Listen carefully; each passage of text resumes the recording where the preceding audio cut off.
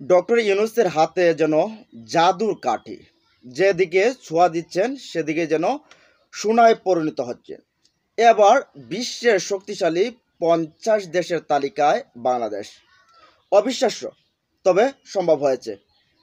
কিন্তু আপাকে ছাড়া এটা কল্পনা করার মতো ছিল না, কিন্তু তাও সম্ভব হয়েছে যে আপাকে ছাড়া বিশ্বের শক্তিশালী 50টা দেশের ভেতরে অবস্থান করেছে এবার বাংলাদেশ।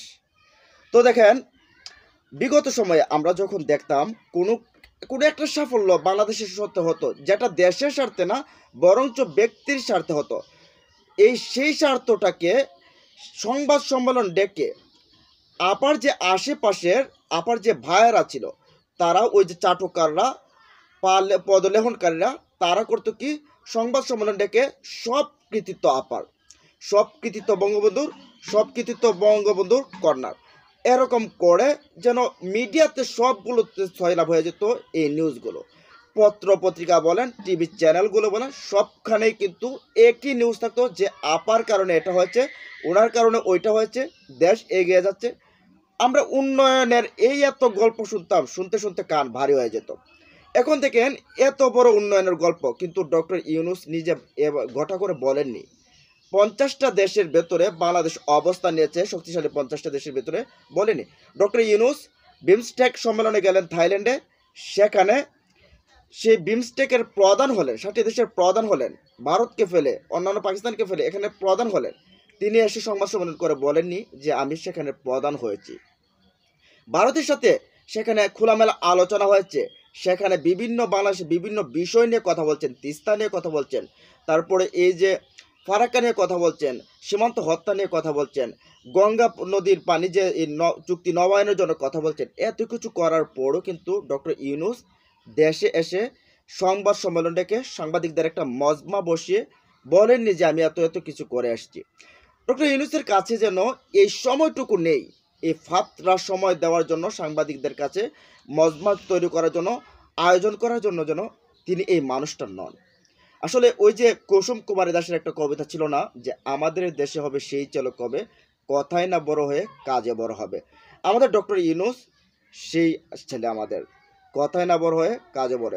সেখান থেকে থাইল্যান্ড থেকে আসলেন, তিনি এসে সংবাদ সম্মেলন নিজে করলেন না, তার যে প্রেস উইং রয়েছে শফিকুল আলম, সম্ভবত শফিকুল আলম, তাকে এবং যে আরেকজন রয়েছেন তাকে দ্বারা কিন্তু, তার যে সহকারী রয়েছে দুজন, প্রেস উইং এবং আরেকজন যে রয়েছেন, তাদেরকে মাধ্যমে বলেন যে দেশবাসীকে জানিয়ে দেন এই কাজগুলো হয়েছে। তিনি সংবাদ সম্মেলনে আসলেন না, তিনি ক্রেডিট নিলেন না। তো এখন এই মুহূর্তে আপনাদেরকে বলি যে কি কারণে, কোনভাবে, কে জানিয়েছে যে বাংলাদেশ এই 50তম অবস্থানে, 50তম দেশের ভিতরে কিন্তু এসে দাঁড়িয়েছেন।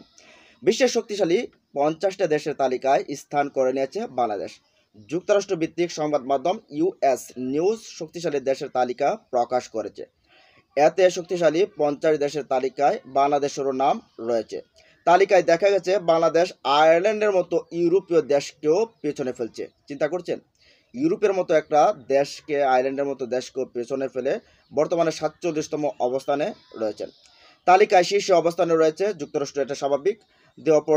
এরপর রয়েছে চীন, রাশিয়া, যুক্তরাজ্য, জার্মানির অবস্থান, এটা স্বাভাবিকভাবেই এখানেই থাকবে তারা, এটা থাকার কথাও।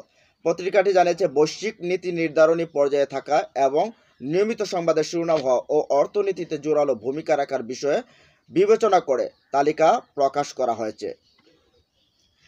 তো এই যে এত অর্জন, তারপরে এখানে শুধু না, দক্ষিণ এশিয়ার ভেতরে ভারত বাদে শুধু বাংলাদেশ অবস্থান করেছে, সেখানে পাকিস্তানও কিন্তু নেই, মালদ্বীপ, ভুটানের মতো রাষ্ট্র এখানে স্থান পায়নি। ইউএস নিউজ জানিয়েছেন বিশ্বে এমন কিছু দেশ রয়েছে যারা প্রতিনিয়ত আন্তর্জাতিক শিরোনামে উঠে আসে, বৈশ্বিক নীতি নির্ধারকদের আলোচনায় স্থান পায় এবং আন্তর্জাতিক অর্থনীতির দ্বারা নির্ধারণ করে, এবং এই দেশগুলোর পররাষ্ট্রনীতি, সামরিক বাজেট এবং কূটনৈতিক অঙ্গীকারের উপর নজর রাখে গোটা বিশ্ব। এদের প্রতিশ্রুতি আন্তর্জাতিক মহলে কখনো আস্থা, কখনো ভয়ের জন্ম দেয়। মূলত এই দেশগুলোই বিশ্বমঞ্চে নিজেদের শক্তি ও প্রভাব বলয়ে রেখেছেন। পাওয়ার স্যাব র্যাঙ্কিং অনুযায়ী একটি দেশের ক্ষমতা নির্ধারণে 6টি বৈশিষ্ট্য সমভাবে বিবেচনা করা হয়। এগুলো হচ্ছে বিশ্ব নেতৃত্বের ভূমিকা, অর্থনৈতিক প্রভাব, শক্তিশালী রপ্তানি খাত, রাজনৈতিক প্রভাব, আন্তর্জাতিক জোট ও মিত্রতা ও শক্তিশালী সামরিক বাহিনী। আর এগুলোকে বিবেচনা করেই কিন্তু এবার 50টা বিশ্বের 50টা শক্তিশালী দেশের ভেতরে বাংলাদেশকেও রেখেছে।